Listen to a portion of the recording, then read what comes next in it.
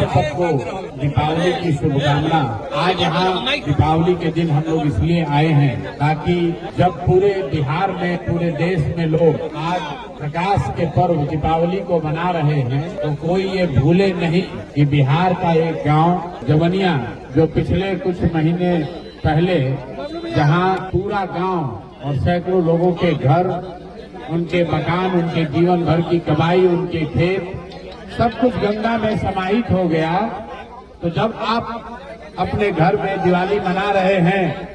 तो याद रखिए कि बिहार में एक गांव था जवनिया, जिसके सैकड़ों लोग गंगा के कटाव से करके आज बेघर होकर बांध के किनारे किसी तरह अपना जीवन यापन कर रहे हैं।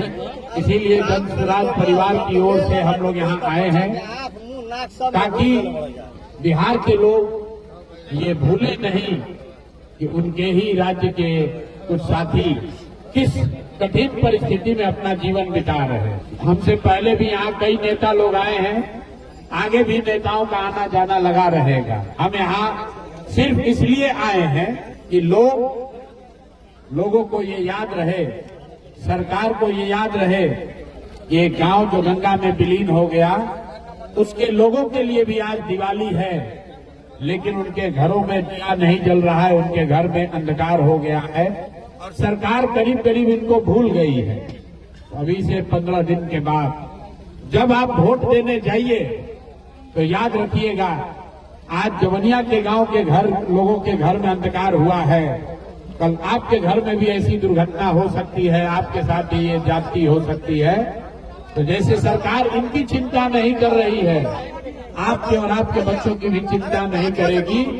और आज आपको ऐसा लग रहा है ये तो जवनिया गांव का मामला है, 500 परिवारों का मामला है जिनसे आपकी कोई रिश्तेदारी नहीं है, जिनको आप व्यक्तिगत तौर पर जानते नहीं हैं। लेकिन ध्यान रखिए, ये बिहार के लोग हैं, आपके लोग हैं, और जैसे इनकी चिंता नहीं हो रही है, कल भगवान न करे अगर आप पर कोई संकट आ जाएगा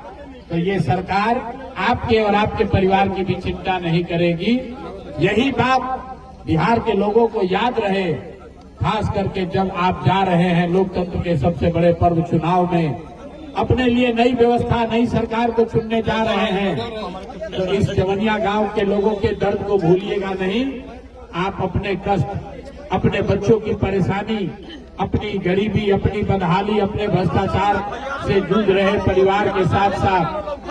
जवनिया गांव के उन लोगों को भी याद रखिएगा जिनका सब कुछ गंगा के कटाव में बह के तबाह हो गया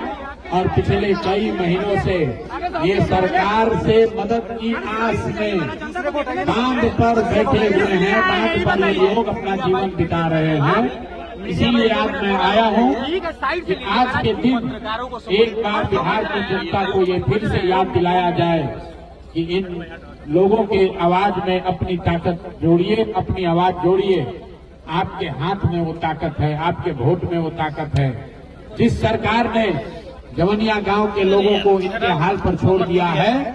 हर हालत में उस सरकार को हटाइए,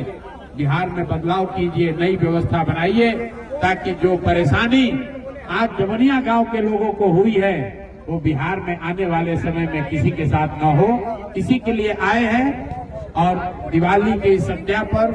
जवनिया गांव के लोगों को दिवाली की शुभकामना दे रहे हैं और ऐसी प्रार्थना कर रहे हैं कि आने वाले समय में आपके घरों में, आपके परिवार में भी खुशहाली आए, आपके जीवन में भी रोशनी आए और इस कठिन घड़ी में आपको ईश्वर ताकत दे, शक्ति दे, ताकि आप इस कठिन परिस्थिति से बाहर निकलें और जो आपका सब कुछ उजड़ गया है वो फिर से आपको वापस आए, आपके जीवन में फिर से बेहतरी और खुशहाली आए, बेहतरी आए। इसी शुभकामना के साथ आप सबको बहुत बहुत बधाई, धन्यवाद। और आपके दुख में हम सब शामिल हैं और आपके मीडिया के माध्यम से पूरे बिहार के लोगों को एक बार फिर से ये जरूर आग्रह करेंगे कि इस गांव को भूलिए मत, इस गांव के लोगों के दर्द को मत भूलिए। जब वोट देने जाइए, आपके वोट से ही वो जिम्मेवारी सरकार की तय होगी, तभी लोगों में डर होगा। जैसे यहाँ पर लोगों को 10-10 हजार रुपया मिला है, वृद्ध लोगों का 400 रुपया से बढ़कर पेंशन 1100 हुआ है, विधवाओं का, विकलांगों का पेंशन बढ़ा है, जैसे अभी महिलाओं को 10-10 हजार रुपया दिया है, अगर आप अपनी ताकत दिखाएंगे, आप खड़े होंगे, तो इसी सरकार के खजाने से नए जमनिया गांव बसाने के लिए संसाधन भी निकाले जाएंगे। इसलिए मेरे भाई, आप अपने अधिकार के लिए खड़े होइए। किसी को